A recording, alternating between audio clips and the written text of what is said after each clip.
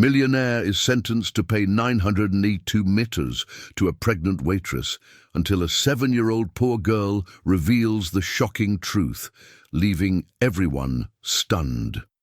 Before we unfold this journey, drop a like and comment where you're watching from, and one word of encouragement. The gavel struck with a deafening crack that silenced the packed courtroom. Judge Eleanor Harmon's steel-grey eyes locked onto the defendant, her voice carrying the weight of judgment. The court finds in favor of the plaintiff, Ms. Rebecca Taylor, in the amount of $982 million. Maxwell Grant's world imploded. The 30-year-old tech mogul gripped the edge of the table as gasps rippled through the gallery.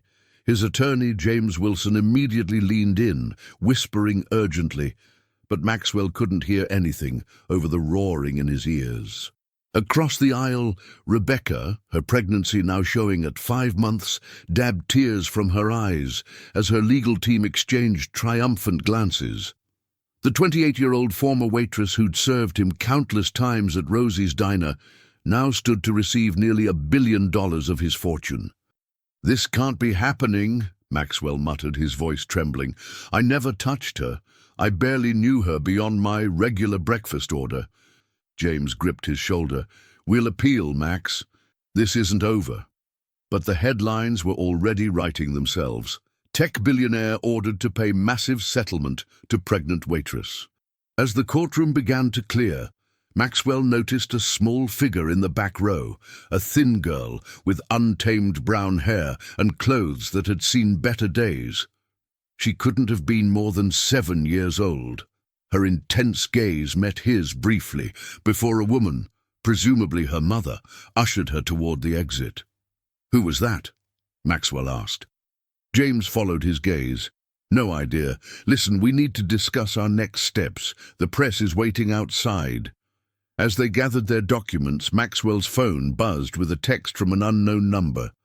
"I know the truth. Meet me at Rockwell Park. Tomorrow, 3 p.m. Bring no one."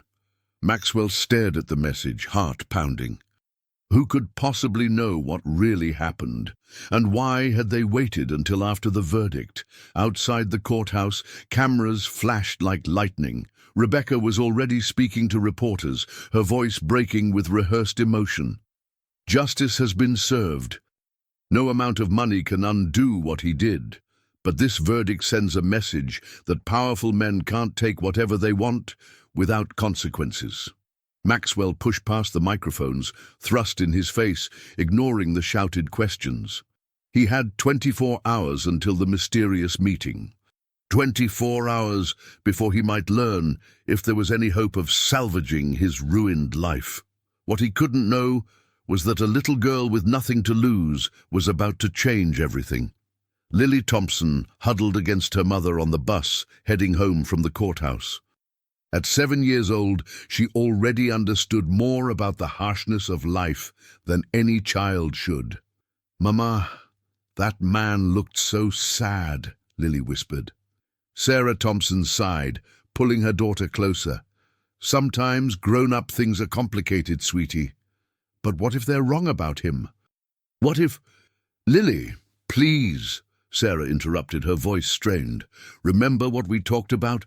Some things aren't for little girls to worry about." Lily fell silent, but her mind raced. She'd been going to Rosie's Diner with her mother for as long as she could remember. Sarah worked double shifts at the hospital as a nurse's aide, and sometimes brought Lily to the diner when childcare arrangements fell through. The waitresses knew them well, especially Rebecca. Their stop approached, and they exited into the chilly November air. Their apartment building loomed ahead, a far cry from the gleaming towers where Maxwell Grant lived. The elevator was broken again, so they climbed 5 flights of stairs. Inside their modest 2-bedroom apartment, Sarah collapsed onto the sofa. "I need to rest before my night shift. There's sandwich stuff in the fridge." "I can make it myself," Lily assured her, used to being self-sufficient. As her mother dozed, Lily retrieved her treasured notebook from beneath her mattress. Inside were her careful observations, dates, times, conversations overheard, while adults thought she wasn't listening. Though only in second grade, Lily had an exceptional memory and a gift for details others missed. She flipped through pages of childish handwriting, stopping on entries from 6 months earlier. The night everything changed at Rosie's diner. The night Rebecca had that hushed conversation in the back hallway with the man Lily had never seen before or since. "It has to look real," the man had said. "Make him the target. Grant's worth billions. They'll settle to avoid publicity." Lily hadn't understood then, but watching the trial unfold on their small TV over the past weeks had connected the dots in her young mind. She closed the notebook, decision made. Tomorrow after school, she would go to Rockwell Park. She'd sent the text message using her mother's phone while Sarah was getting them seated on the bus. Lily knew it was wrong to sneak around, but adults weren't listening, and something terrible was happening to the sad man from the courtroom. Across town, Maxwell paced his penthouse, the floor-to-ceiling windows offering a panoramic view of the city he'd once felt on top of. His attorney had left after hours of strategy discussion, but Maxwell couldn't focus on appeals or damage control. His mind kept returning to the text message and the strange little girl in the courtroom. Were they connected? It seemed impossible, yet something told him this wasn't a trap or a reporter's trick. His company's stock had plummeted 30% after the verdict. Friends hadn't returned his calls. His reputation, carefully built over a decade of innovation and philanthropy, was in tatters. $982 million, he murmured, pouring himself a drink. The number was deliberately calculated to devastate him without quite bankrupting him. Rebecca's lawyers had done their homework. Maxwell had never understood why she targeted him. Their interactions at the diner had been pleasant but unmemorable. He'd been a regular customer for years, always tipping generously but never crossing lines. When she'd first filed the lawsuit, claiming he'd assaulted her during a private meeting at his office, a meeting that never happened, he'd been blindsided. His security logs showing he wasn't even in the building that day had mysteriously disappeared. The hotel receipt proving he was out of town was dismissed as falsified. One by one, his defenses crumbled against Rebecca's tearful testimony and her lawyer's ruthless strategy. As night fell over the city, two souls, a millionaire and a little girl, both lay awake, waiting for tomorrow's fateful meeting. The playground at Rockwell Park stood nearly empty in the afternoon chill. Maxwell arrived early, choosing a bench with a clear view of all entrances. He disguised himself with a baseball cap and glasses, though he doubted it would fool anyone determined to recognize him. At precisely 3:00 p.m., he spotted her, the little girl from the courtroom, approaching alone. His stomach tightened. What kind of person had sent a child to do their dirty work? "Mr. Grant?" Her voice was small but steady. "Yes," he replied cautiously. "Where's the person who sent me the text?" The girl clutched a worn backpack to her chest. "I sent it. I used my mom's phone when she wasn't looking." Maxwell blinked in surprise. "You? But you're just a—" "I'm 7.5, she interrupted, chin raised slightly, "and I know things about Miss Rebecca that nobody else does." "What's your name?" he asked, gesturing to the space beside him. Lily Thompson." She sat, leaving considerable distance between them. Smart kid, he thought. "Lily, does your mother know you're here?" She shook her head. "She's sleeping before her night shift. She works at Memorial Hospital." Maxwell frowned. "This isn't right. I should call her—" "Please don't!" Lily's eyes widened in alarm. "I'll get in big trouble, and then I can't help you." "Help me? Lily, the trial is over." "The verdict was wrong," she finished firmly. "I know Miss Rebecca lied. I heard her planning it." Maxwell's heart skipped. "What exactly did you hear?"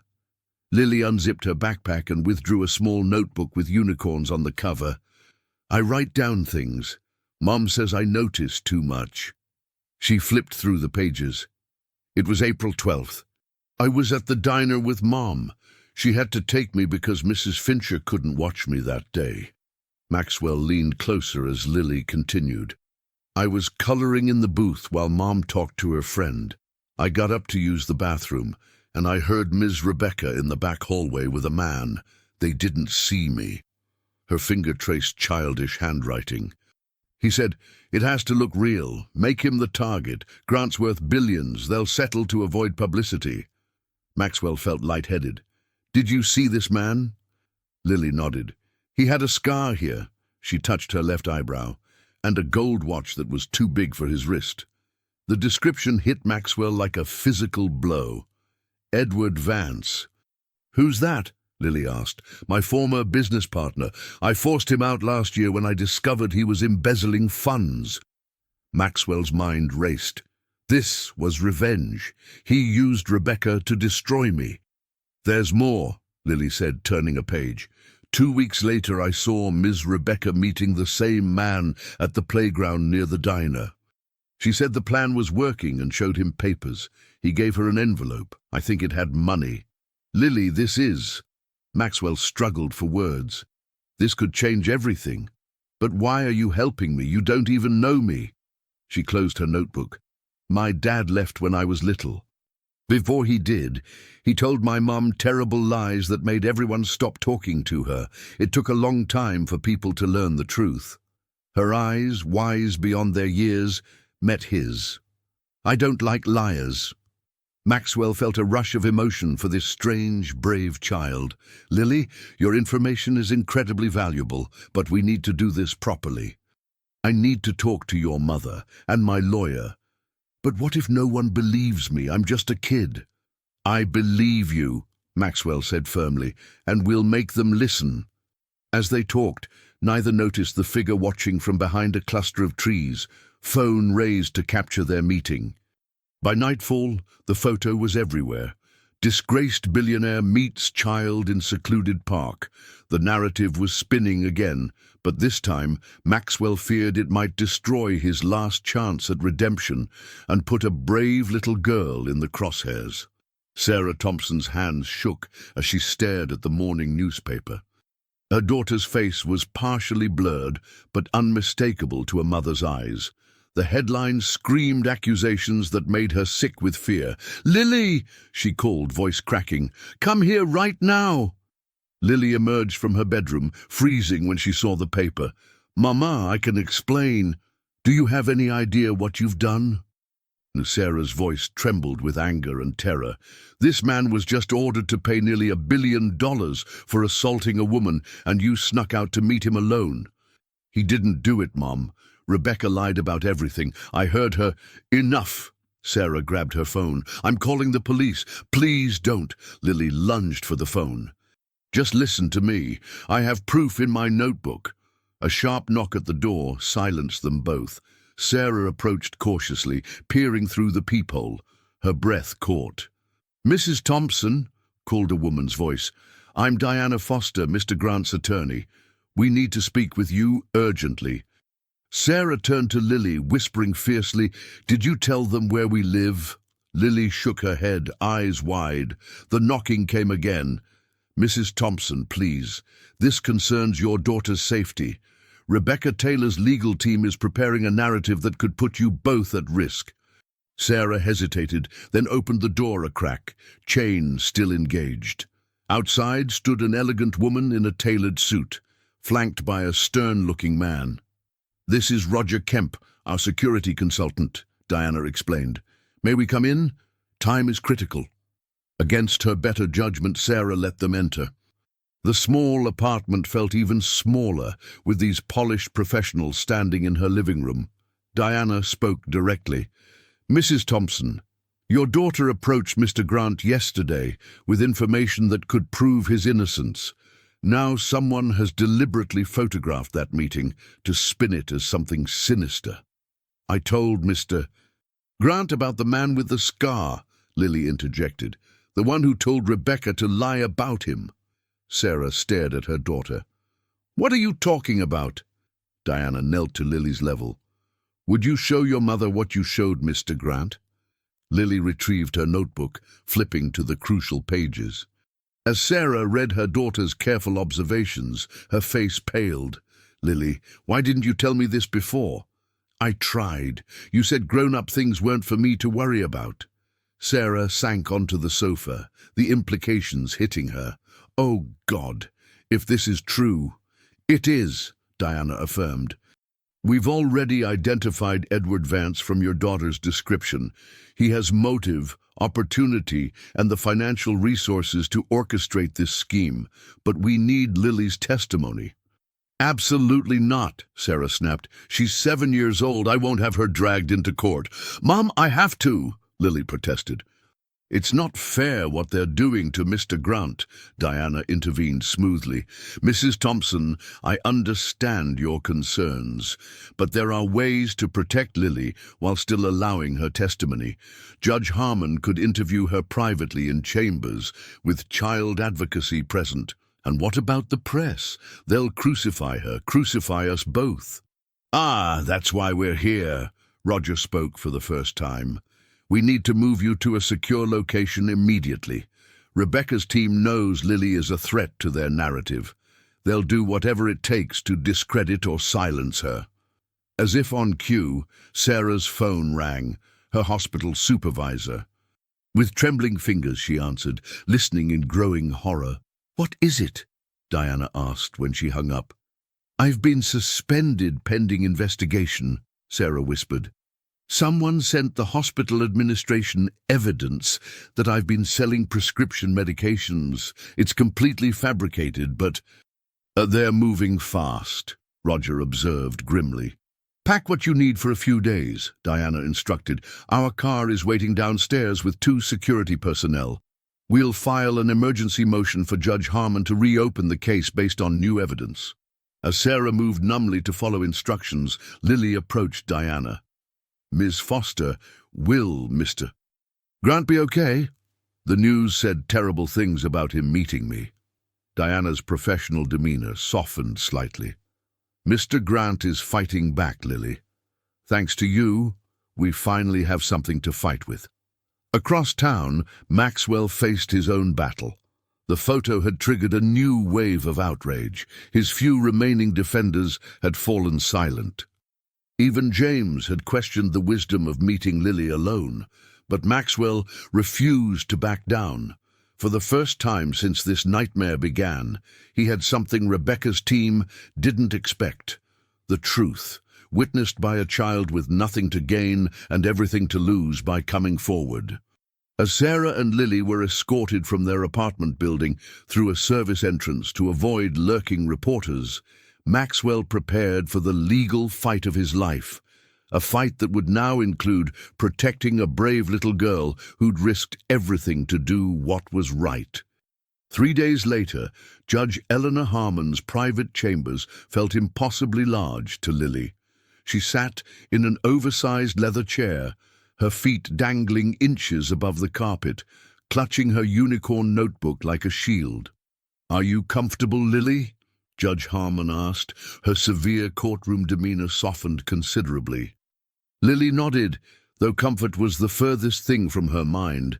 The judge sat across from her, while a kind-faced woman named Ms. Patel, a court-appointed child advocate, sat beside Lily.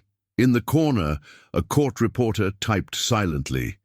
No attorneys were present. Judge Harmon had insisted on interviewing Lily privately first. "Do you understand why you're here today?" the judge asked. "Because I have important information about Ms. Rebecca's case against Mr. Grant," Lily replied, her voice small but clear. "That's right. And do you understand what it means to tell the truth?" Lily straightened. "It means saying what really happened, even if it's hard or scary." Judge Harmon smiled slightly. "Well put.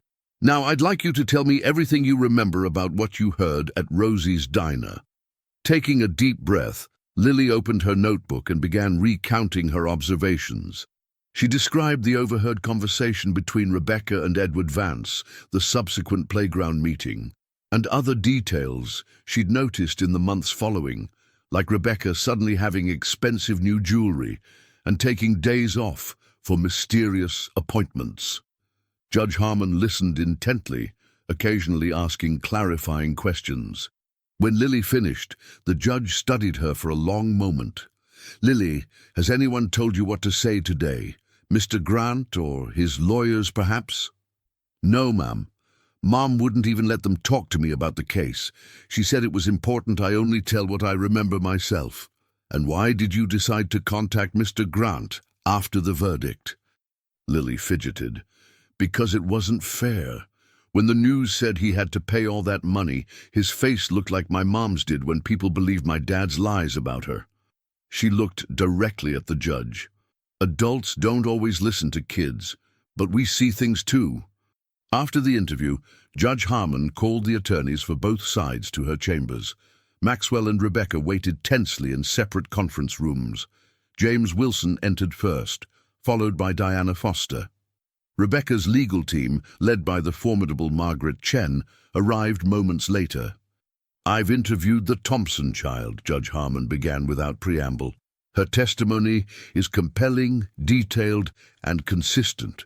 Moreover, she has contemporaneous notes that corroborate her account.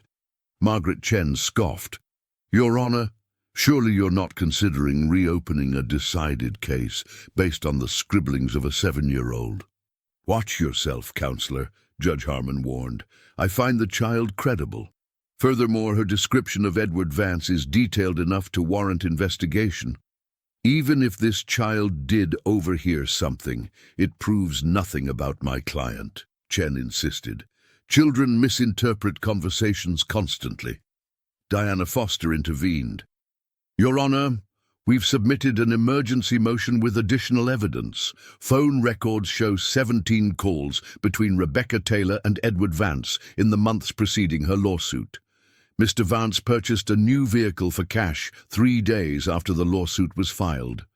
And most damningly, we've located the security guard who was bribed to delete Mr. Grant's building access logs. Judge Harmon's eyes narrowed. Is this verified? The guard has provided a sworn affidavit, James confirmed. He's prepared to testify that Edward Vance paid him $50,000 to delete records proving Mr. Grant wasn't even in the building when Ms. Taylor claims the assault occurred. Margaret Chen's composure cracked slightly. These are desperate attempts to undermine a valid verdict.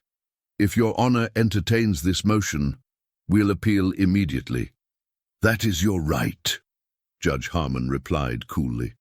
Just as it is mine to ensure justice is properly served in my courtroom. She shuffled the papers before her.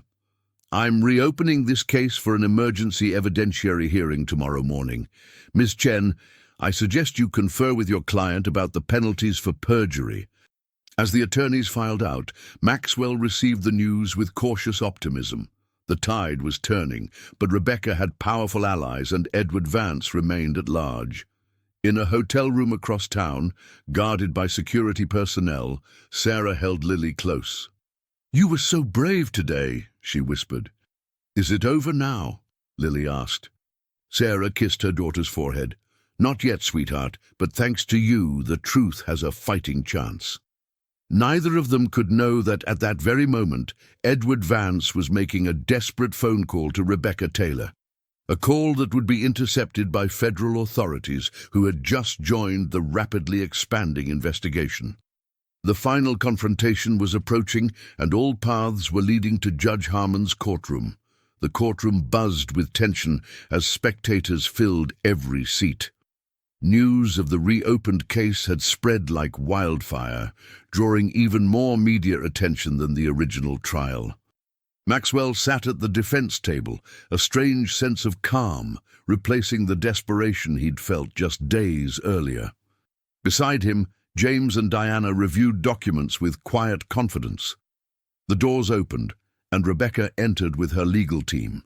Her pregnancy was prominently displayed in a carefully chosen dress, but her usual poise seemed diminished. She avoided looking at Maxwell. All rise.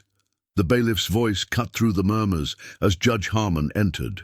After the preliminaries, Judge Harmon addressed the court. Based on new evidence, I've convened this emergency hearing to determine if the verdict in Taylor v. Grant should be set aside.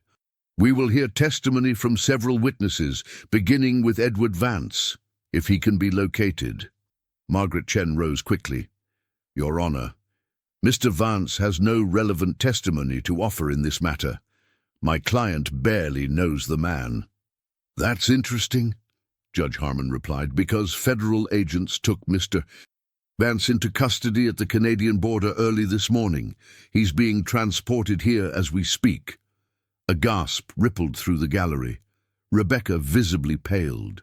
In the meantime, the judge continued, we'll hear from Thomas Lowell, former security guard at Grant Tower.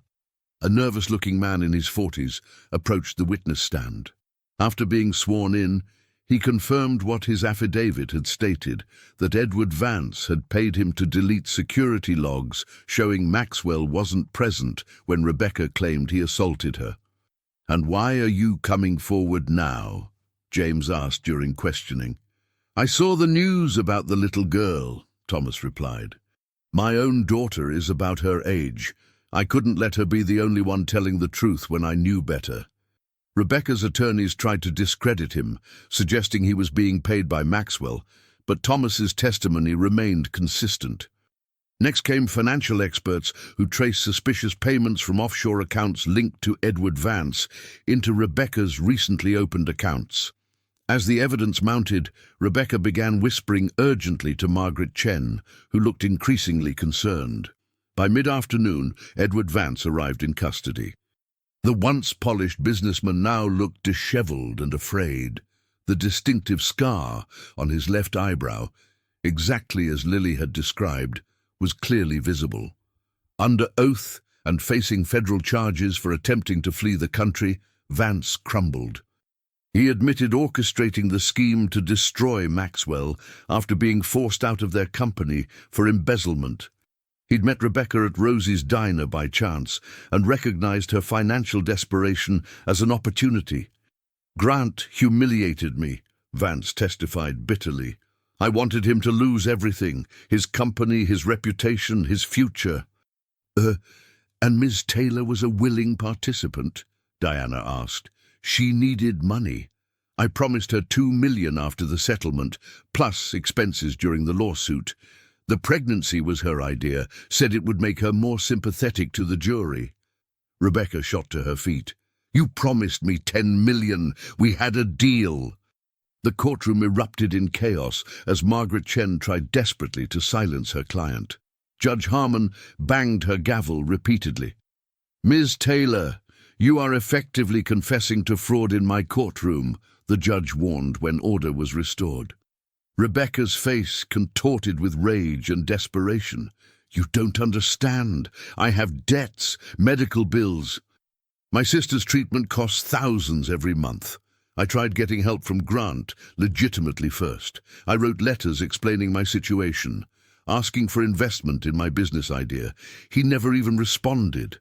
Maxwell stared at her in genuine confusion. "What letters? I never received any letters from you." Edward Vance laughed bitterly. "Because I intercepted them. I was still heading your charitable foundation when she sent them. I made sure you never saw any worthy cases that came through. Part of my preparation." The final piece clicked into place. Maxwell remembered Vance's inexplicable resistance to certain charitable initiatives in the months before his embezzlement was discovered. Judge Harmon called a brief recess to confer with both legal teams. When court resumed, she addressed the silent room. "I've made my decision. The verdict in Taylor v. Grant is vacated in its entirety, based on clear evidence of perjury and fraud. Ms. Taylor and Mr. Vance will remain in custody pending criminal charges." She turned to Maxwell. "Mr. Grant, this court owes you an apology for the miscarriage of justice you've endured." Maxwell nodded gratefully, but then surprised everyone by asking to speak. "Your Honor, while I'm relieved by today's outcome, I've learned that Ms. Taylor initially sought legitimate help for her sister's medical situation. I'd like to establish a fund for her sister's care, regardless of Ms. Taylor's actions." Murmurs of surprise filled the courtroom. Judge Harmon allowed herself a small smile. "A generous gesture, Mr. Grant. Now, there's one more person we need to hear from." The side door opened, and Sarah Thompson entered, holding Lily's hand. The little girl looked nervous but determined as she approached the bench. No one in that courtroom could possibly anticipate the final revelation Lily Thompson was about to share, a truth that would forever connect her fate with Maxwell Grant's in ways neither could imagine. Judge Harmon smiled at Lily, her stern demeanor softening. "Lily Thompson, this court owes you a great debt. Your courage has righted a serious wrong." Lily approached the bench, her unicorn notebook clutched tightly to her chest. At 7 years old, she looked impossibly small in the vast courtroom, yet she carried herself with quiet dignity that silenced even the most restless spectators. "There's something else," Lily said, her voice clear despite its softness. "Something I didn't tell you before because I promised my mom I wouldn't talk about it." Sarah Thompson stepped forward, her face pale. "Lily, honey, you don't have to—" "It's okay, Mom," Lily interrupted gently. "It's time for all the truth." Judge Harmon glanced between mother and daughter. "Mrs. Thompson, do you wish to speak with your daughter privately before she continues?" Sarah hesitated, then shook her head. "No, Your Honor. My daughter has shown more courage than most adults in this room. I trust her judgment." Lily opened her notebook to a page marked with a faded purple sticker.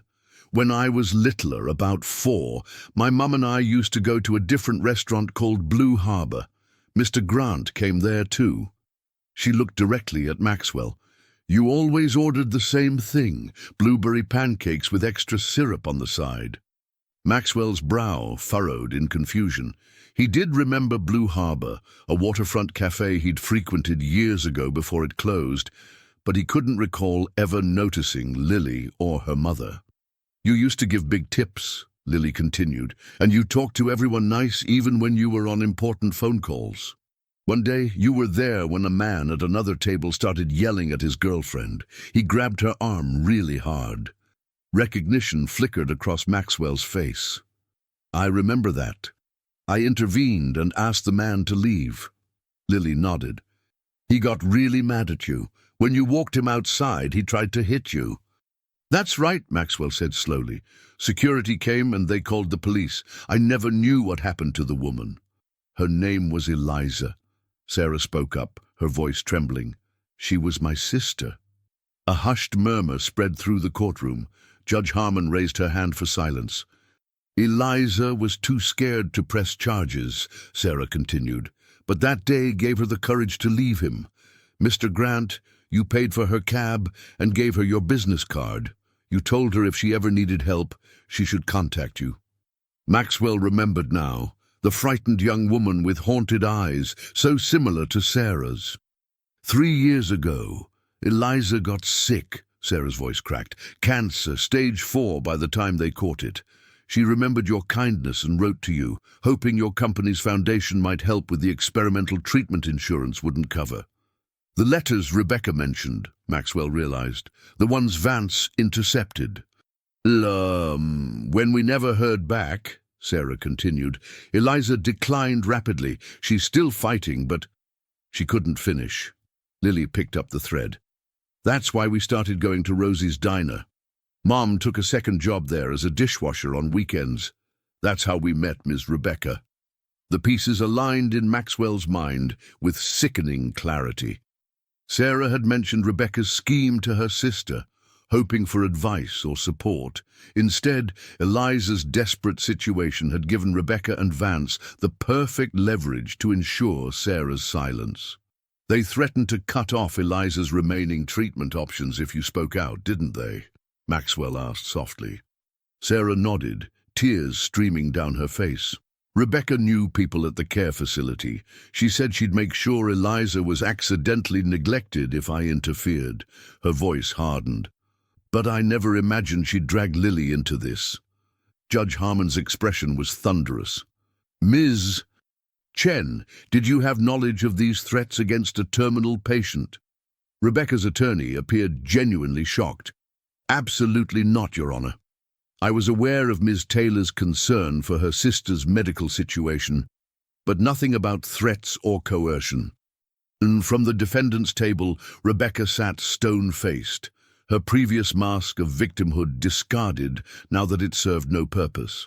"Your Honor," Maxwell's attorney interjected, "in light of these revelations, we request immediate action regarding Miss Taylor's continued access to or influence over Eliza Thompson's care." "Granted," Judge Harmon replied without hesitation. "I'm issuing an emergency protective order." She turned to Sarah. "Mrs. Thompson, court officers will accompany you to your sister's facility immediately. No one associated with Ms. Taylor will be permitted contact." Then, as the proceedings continued, Maxwell found himself watching Lily, this extraordinary child whose moral compass had remained true despite the enormous pressures placed upon her. She caught his gaze and offered a small, solemn smile that struck him with unexpected force.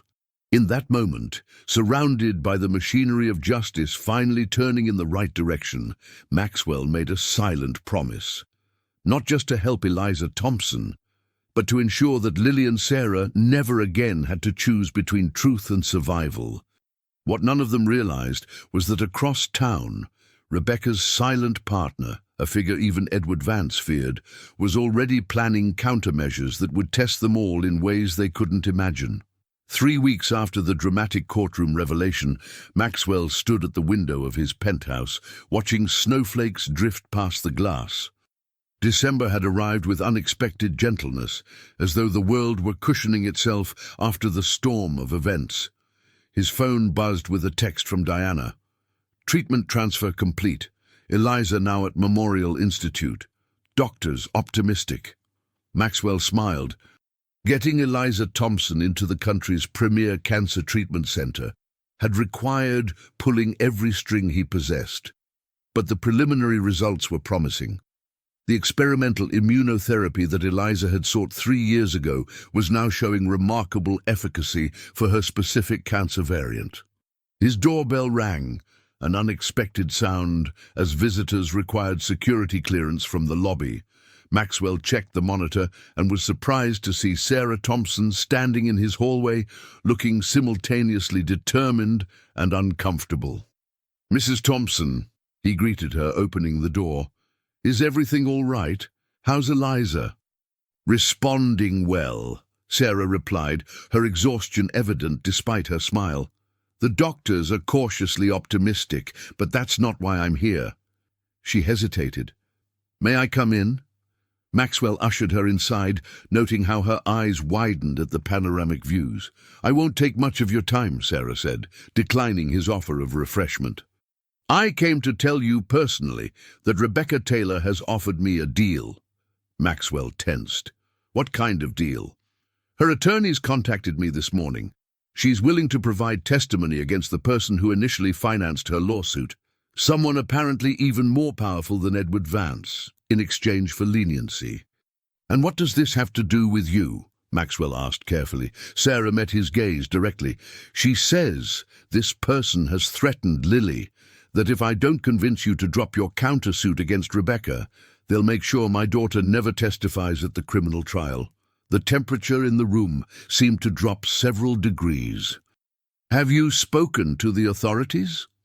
"I came to you first," Sarah admitted.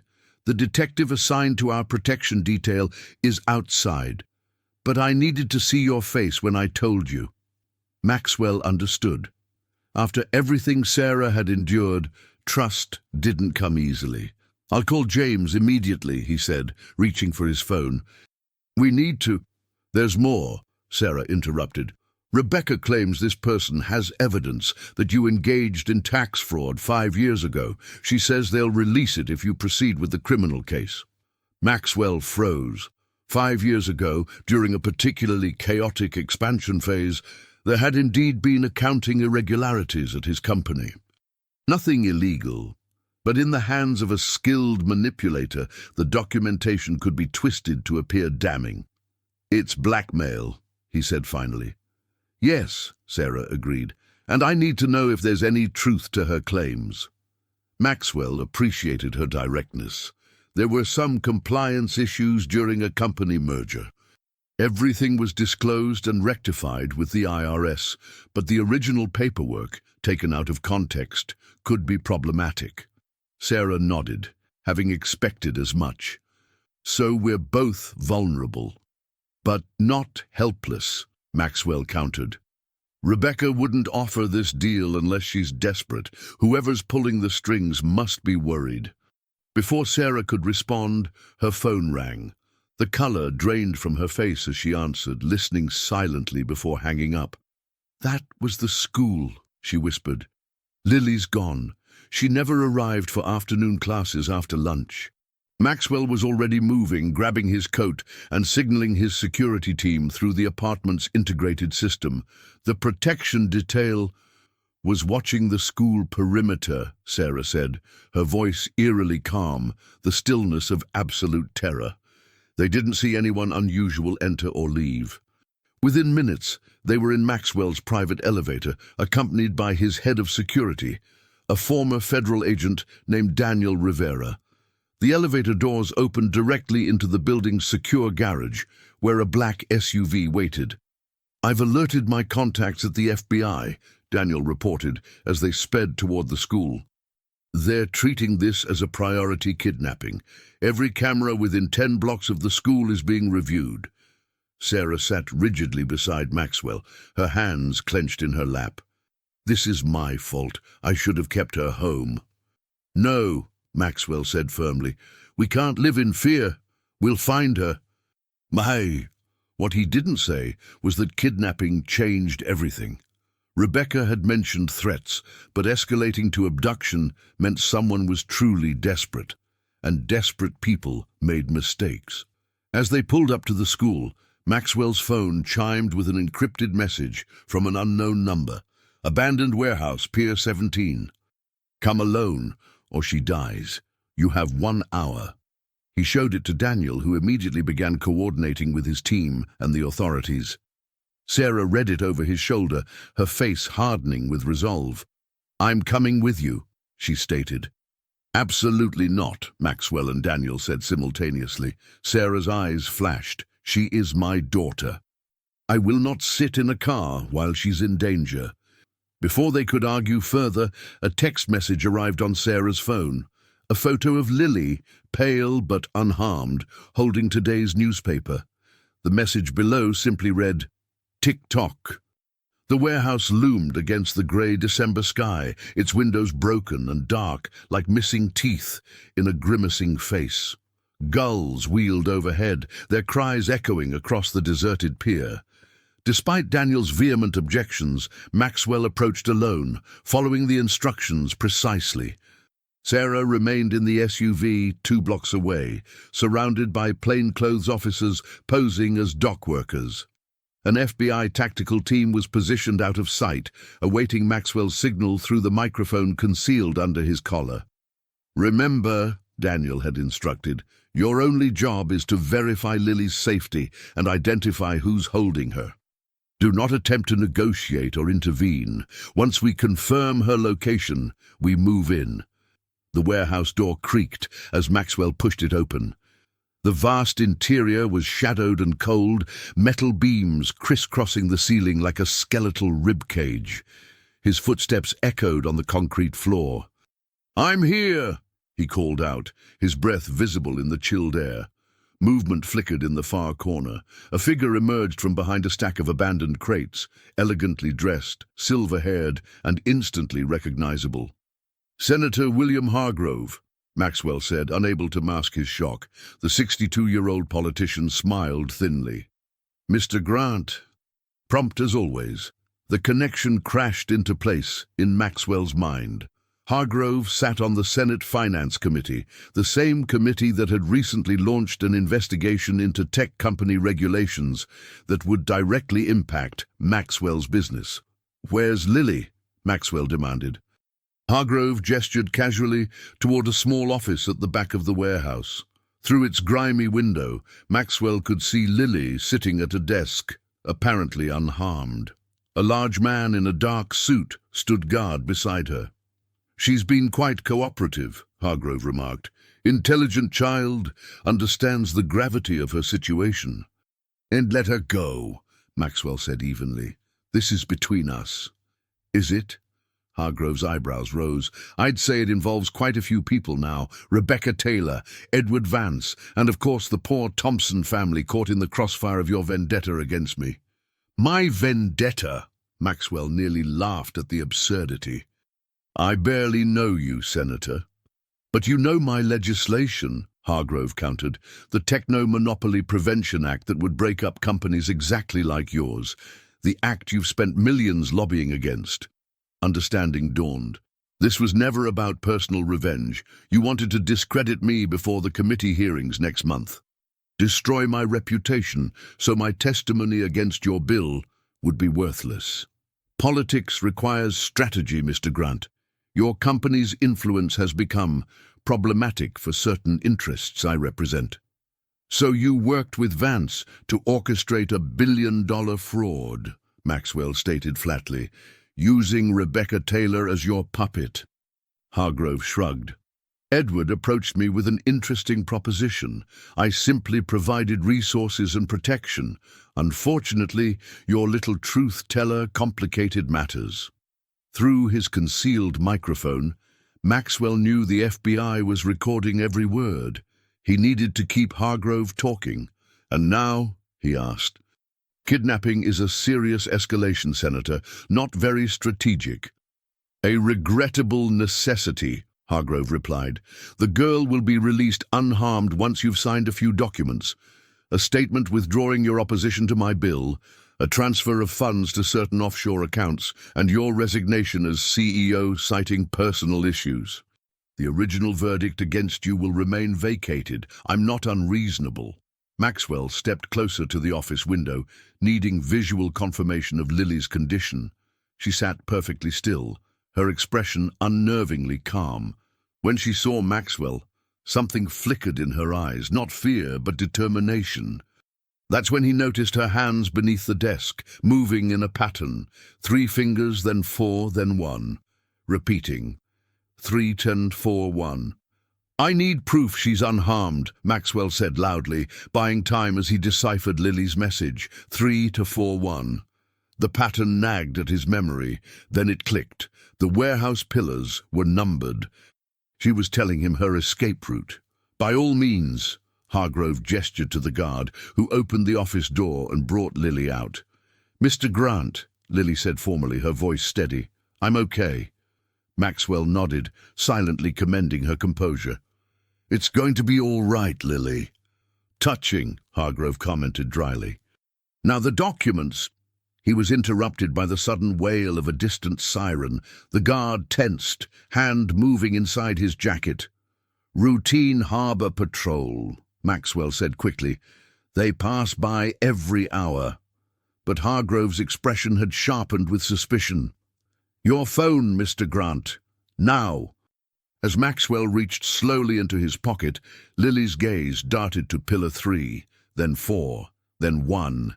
The path to the side exit she must have noticed during her captivity. Enough delays, Hargrove snapped, nodding to his guard.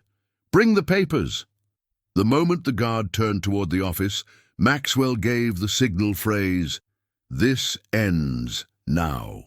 Instantly, the warehouse erupted into chaos.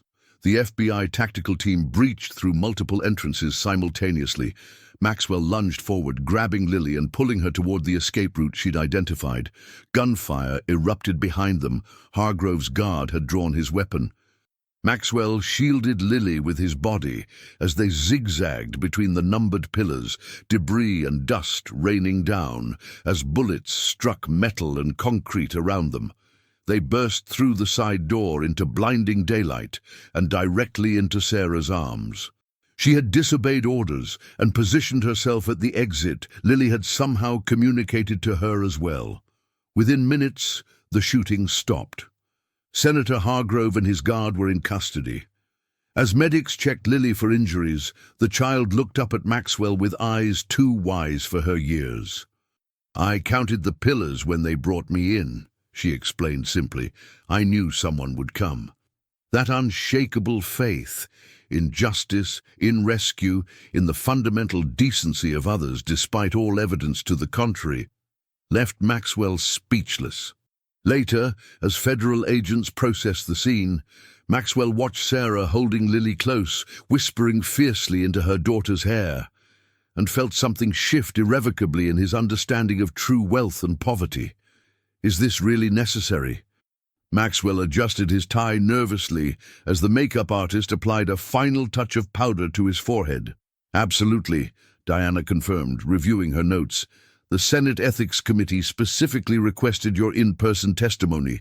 Senator Hargrove's arrest has created the biggest political scandal in decades.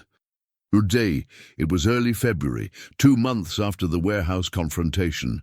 Maxwell sat in a waiting room outside the Senate hearing chamber, preparing to testify about Hargrove's corruption and the elaborate scheme to discredit him. "How's your statement looking?" James asked, joining them with coffee. "Factual, concise." "Probably boring," Maxwell admitted. "Boring is good," Diana assured him. "This isn't about performance. It's about creating an unimpeachable record." Maxwell nodded, though his thoughts were elsewhere. Yesterday he'd visited Eliza Thompson at the Memorial Institute. Her response to treatment continued to exceed expectations. The doctors now spoke cautiously of remission, a word that had brought Sarah to tears when they'd first heard it. "Mr. Grant," a Senate aide appeared at the door. "They're ready for you." The hearing chamber was packed with politicians, journalists, and spectators. Cameras tracked Maxwell's progress to the witness table. He caught glimpses of familiar faces. The FBI agents who'd orchestrated Lily's rescue, Judge Harmon observing from a reserved section, even Thomas Lowell, the security guard who'd come forward with crucial testimony. After being sworn in, Maxwell delivered his prepared statement, detailing how Senator Hargrove had conspired with Edward Vance to orchestrate the fraudulent lawsuit. He explained the elaborate plot to manipulate the legal system, the tampering with evidence, and ultimately the kidnapping attempt that had exposed the entire operation. "And where is Senator Hargrove now?" asked the committee chairwoman. "My understanding is that he's being held without bail, pending trial on multiple federal charges," Maxwell replied, "and Ms. Taylor and Mr. Vance. Both have accepted plea deals in exchange for their testimony against Senator Hargrove and his financial backers." The questioning continued for nearly 3 hours, with committee members from both parties expressing outrage at the corruption revealed. Maxwell answered truthfully but carefully, focusing on facts rather than speculation. As the hearing concluded, Maxwell expected to feel relief. Instead, an odd emptiness settled over him. The scandal, the lawsuit, the vindication, none of it seemed to matter as much as it once had. Outside the Capitol, reporters swarmed him, despite Diana's efforts to clear a path to their waiting car. "Mr. Grant, what are your plans now that your name has been cleared? Will you resume your position as CEO? Is it true you're funding experimental treatment for Eliza Thompson?" Maxwell paused at this last question. Medical care should be a right, not a privilege dependent on wealth or connections. "Ms. Thompson's treatment is a private matter, but I will say this. Her situation has inspired me to establish a new foundation focused on patients denied access to life-saving treatments. That announcement will come next week." In the car, Diana handed him a tablet displaying breaking news. "Senator Hargrove's main financial backer has been identified," she reported. "Lawrence Kingsley." Maxwell frowned. "The hedge fund manager and major investor in your 3 largest competitors," James added. "The conspiracy goes deeper than we thought." Maxwell should have been concerned, even angry. Instead, he found himself thinking about his last conversation with Lily before the hearing. She'd asked him, with characteristic directness, "Are you going to be different now?" "Different how?" he'd responded, curious about her meaning. "Sometimes, when bad things happen, people either get harder or softer," she'd explained, drawing on wisdom beyond her years. "My mum got softer after my dad left. That's good. But some people get all hard and sharp. like glass with the edges showing. Now, watching Washington recede through the car window, Maxwell contemplated her question more deeply. Who was he becoming through this ordeal? What would he do with this second chance? His phone buzzed with a text from Sarah. Eliza asked for strawberry ice cream today. First time she's wanted food in months. Small victories. Something warm unfurled in Maxwell's chest.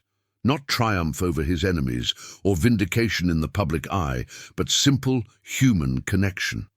The knowledge that somewhere a woman who'd almost died because of a thwarted plea for help was now asking for ice cream. "Take me to the airport," he instructed the driver suddenly. "I need to change my flight." Diana looked up in surprise. "The press conference is tomorrow morning. We have prep scheduled tonight." "Reschedule it," Maxwell replied, already typing on his phone. Something more important came up. 4 hours later, he walked into a hospital room, carrying a pint of premium strawberry ice cream and a small stuffed unicorn for the young girl who'd fallen asleep in the chair beside her aunt's bed.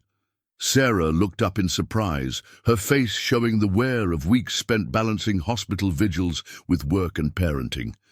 "Maxwell, what are you doing here? I thought you were testifying today." "I did," he confirmed, keeping his voice low to avoid waking Lily. "But ice cream emergencies take priority over Senate hearings." Eliza, thin but clear-eyed, her head wrapped in a colorful scarf, smiled weakly from her bed. "So you're the famous Maxwell Grant. Sarah and Lily talk about you constantly." "All good things, I hope," he replied, suddenly self-conscious. "Mostly," Eliza teased, her voice raspy but determined. "Though Sarah thinks you work too much." Sarah blushed. "Eliza." Maxwell laughed, feeling tension he hadn't realized he was carrying melt away. "She's probably right." As they shared ice cream and conversation, Maxwell watched Lily sleep, her face peaceful despite everything she'd endured. In that quiet hospital room, surrounded by people who'd been strangers just months ago, he found himself contemplating a future very different from the one he'd envisioned before Rebecca Taylor walked into his life with her devastating lie. Some catastrophes, it seemed, were also gateways.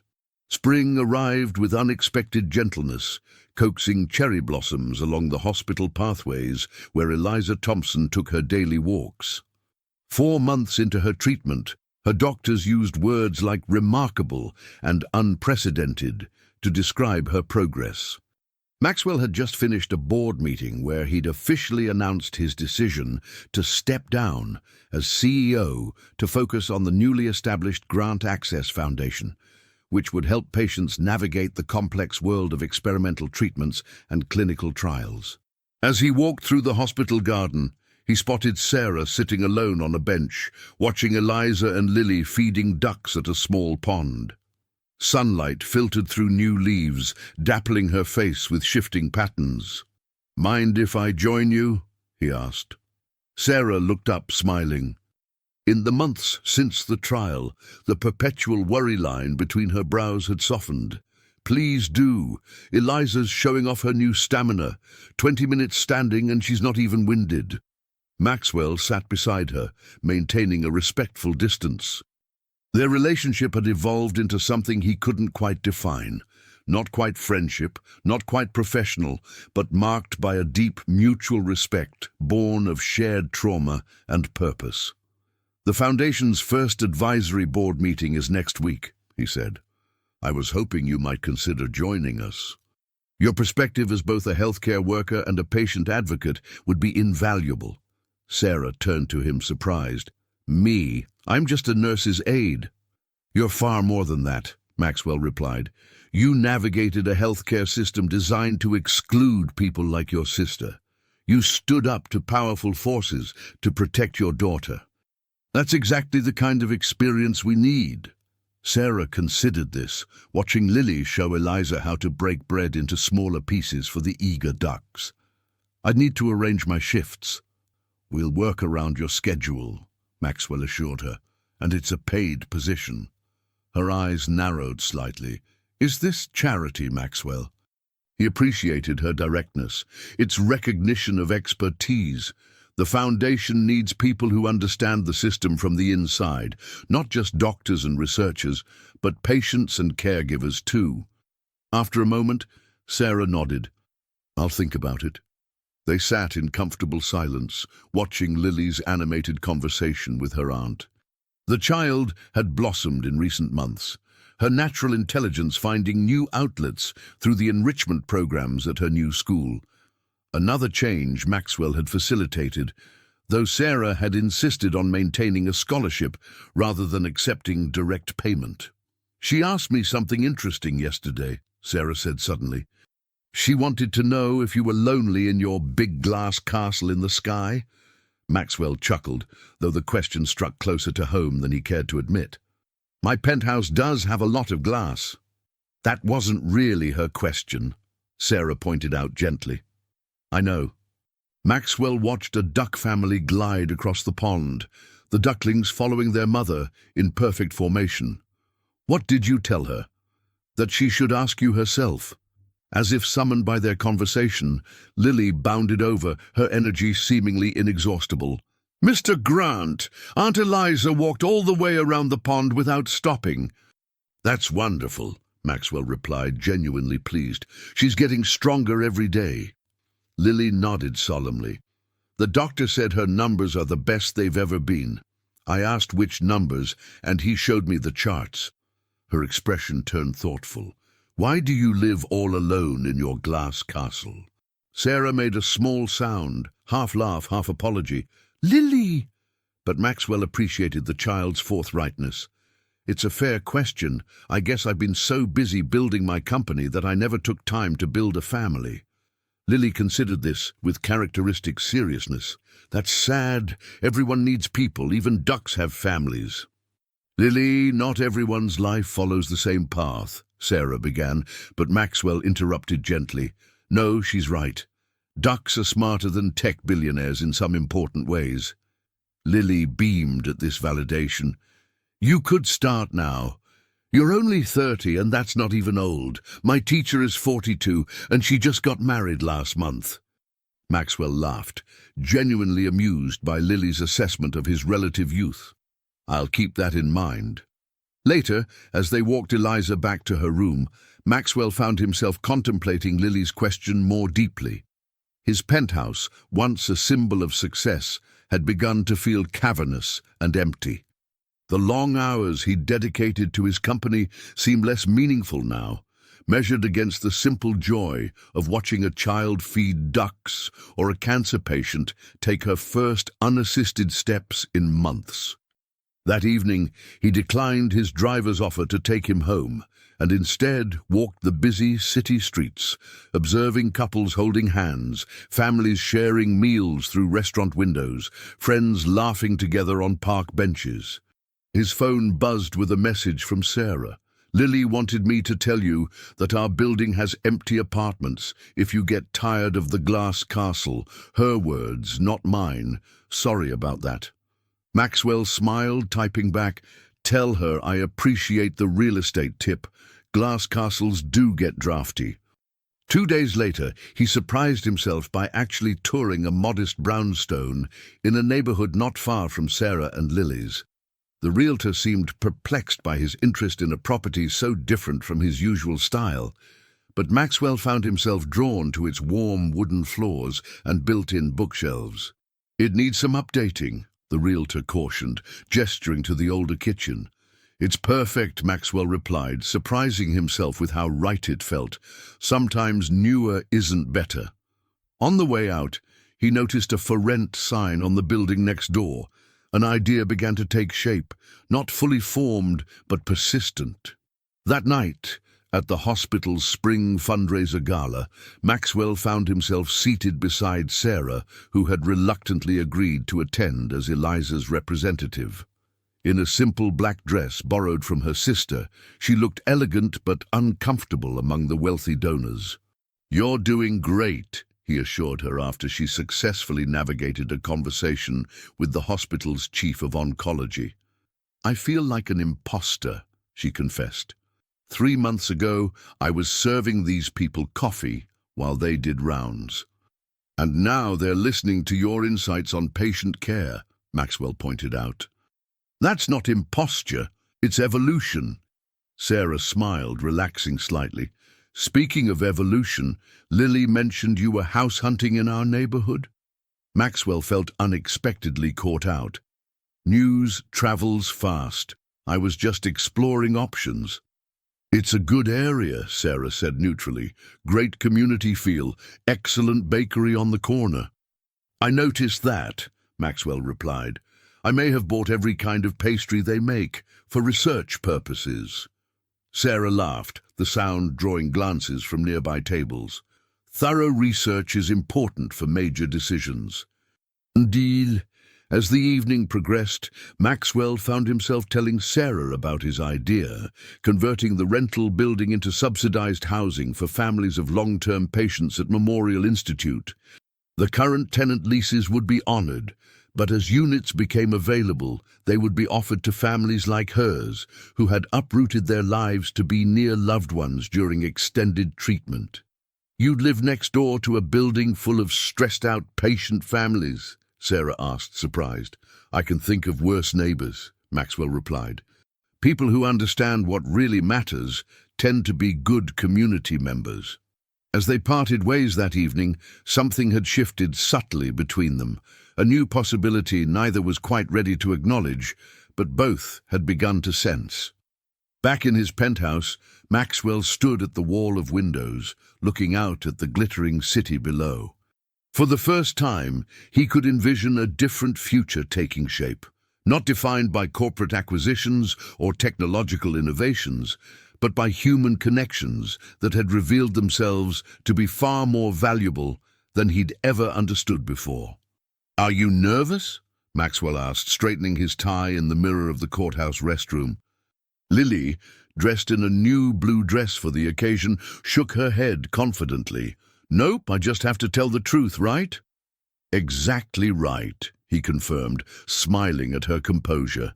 It was early June, almost 6 months since the original verdict had been overturned. Today marked the beginning of Senator William Hargrove's federal trial for conspiracy, corruption, obstruction of justice, and kidnapping. Lily had been called as a witness, her testimony deemed crucial despite her young age. Sarah appeared in the doorway. They're ready for us. The courtroom was considerably larger than Judge Harmon's, befitting a high-profile federal case. Security was tight, with marshals positioned at every entrance. Maxwell, Sarah, and Lily were escorted to seats near the front, where the prosecution team waited. Remember, the lead prosecutor had told Lily during preparation, just answer exactly what you're asked. Don't worry about helping or hurting anyone's case. Your only job is honesty. Lily had nodded solemnly. I can do that. Now, as the proceedings began, Maxwell watched the 7-year-old who had changed the course of his life sitting perfectly straight, hands folded in her lap. Beside him, Sarah's anxiety was palpable despite her outward calm. Hargrove entered in handcuffs, his former senatorial dignity diminished by months in detention. He didn't look at Maxwell or the Thompsons, keeping his gaze fixed straight ahead as his attorneys clustered around him. The charges were read, witnesses sworn in. Edward Vance testified first, detailing Hargrove's involvement in the scheme from its inception. Rebecca Taylor followed, confirming Vance's account and adding details about the financial arrangements. Thomas Lowell described being paid to delete security records. FBI agents recounted the warehouse confrontation and subsequent arrests. Finally, Lily was called to the stand. Despite her small stature, she looked remarkably composed as she was sworn in, her clear voice carrying through the hushed courtroom. The prosecutor approached gently. Lily, can you tell the court what you saw and heard at Rosie's Diner on April 12th last year? With remarkable precision, Lily recounted the conversation she'd overheard between Rebecca and a man she later learned was Edward Vance. She described subsequent meetings she'd witnessed, and explained her decision to contact Maxwell after the verdict. "Why did you decide to tell Mr. Grant what you knew?" the prosecutor asked. Lily didn't hesitate. "Because it wasn't fair. My mum taught me that when you see something wrong, you should try to fix it if you can." Sarah's hand found Maxwell's, squeezing tightly.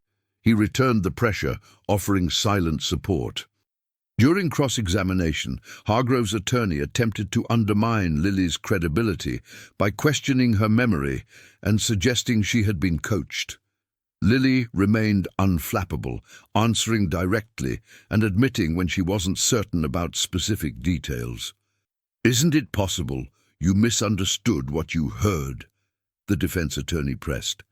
"Adult conversations can be complicated." "I wrote everything down right after I heard it," Lily explained, pointing to her unicorn notebook now entered as evidence. "I didn't understand all the words then, but I remembered them exactly."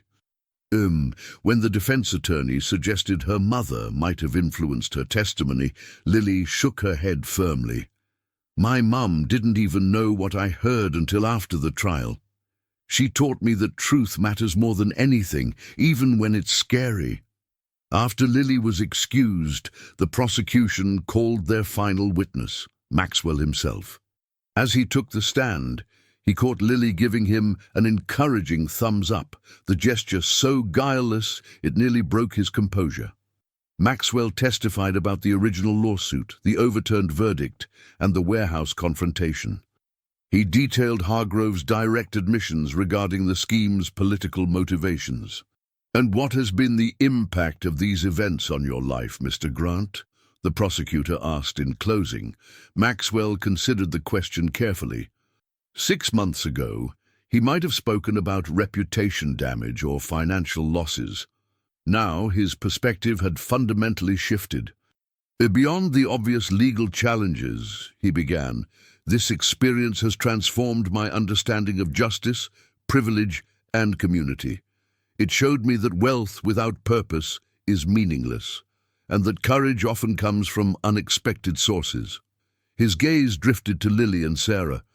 "I've learned that family can be found as well as formed, and that true wealth isn't measured in dollars." After the day's testimony concluded, Maxwell, Sarah, and Lily walked out of the courthouse together. Reporters called out questions, but for once, Maxwell had no interest in making statements or shaping narratives. "Ice cream?" he suggested instead, smiling at Lily's immediate enthusiastic nod. "Absolutely earned," Sarah agreed. "Testimony is hungry work." At the ice cream parlor 3 blocks from the brownstone Maxwell had purchased, the closing was next week, they claimed a corner booth away from windows. Lily dug into her triple-scoop sundae while the adults nursed coffee. "The prosecutor says it looks good," Sarah mentioned quietly. "Hargrove's defense is crumbling. His former aides are coming forward with more evidence of corruption." Maxwell nodded. "Justice is happening, but honestly, I'm more interested in what comes next." "Like what?" Lily asked, looking up from her sundae with a chocolate mustache. "Like the Foundation's first round of patient sponsorships, like your Aunt Eliza's first day back at work next month, like—" He hesitated, then continued more softly, "like finding out if your mum would consider having dinner with me, not to discuss the Foundation or the trial. Just dinner." Sarah's eyes widened slightly, a blush coloring her cheeks. Yes, I think I'd like that." Lily looked between them with undisguised satisfaction. About time. Grown-ups are so slow sometimes. Their laughter drew curious glances from nearby tables, the unlikely trio celebrating something deeper than courtroom victories. Later that evening, as fireflies began to appear in the small garden behind Sarah and Lily's apartment building, Maxwell sat on their modest porch steps. Sarah had gone inside to check on dinner, leaving him and Lily to enjoy the emerging stars. "I told the truth today," Lily said, breaking their comfortable silence. "You did," Maxwell agreed. "You were very brave." She considered this, then shook her head. "Not really. Being brave means you're scared, but do it anyway. I wasn't scared because I knew it was right. That's wisdom beyond your years, Lily Thompson. The child shrugged. My mom says I have an old soul. I believe that, Maxwell replied. Lily leaned against his shoulder with the easy trust of childhood, pointing up at the first visible star. I used to wish on stars for my dad to come back. Then I wished for Aunt Eliza to get better. I don't need to wish anymore. No? Nope. She smiled up at him. I think our family is getting fixed all by itself. Maxwell felt something catch in his throat, an emotion he couldn't quite name. Before he could respond, Sarah called them in for dinner. As they rose to go inside, Lily took his hand, matter-of-factly. In that simple gesture was a wealth no courtroom verdict could ever measure, no corporate acquisition could ever match. The 30-year-old millionaire, who had nearly lost everything, had found something far more precious instead, not through his wealth or power, but through the courage of a 7-year-old girl who believed in telling the truth, no matter the cost. Some might call it justice, others redemption. But as Maxwell followed Lily into the warm light of the apartment that already felt more like home than his penthouse ever had, he recognized it for what it truly was: grace. The kind that comes unearned, unexpected, and transformative, delivered through the most unlikely of messengers, changing everything in its wake.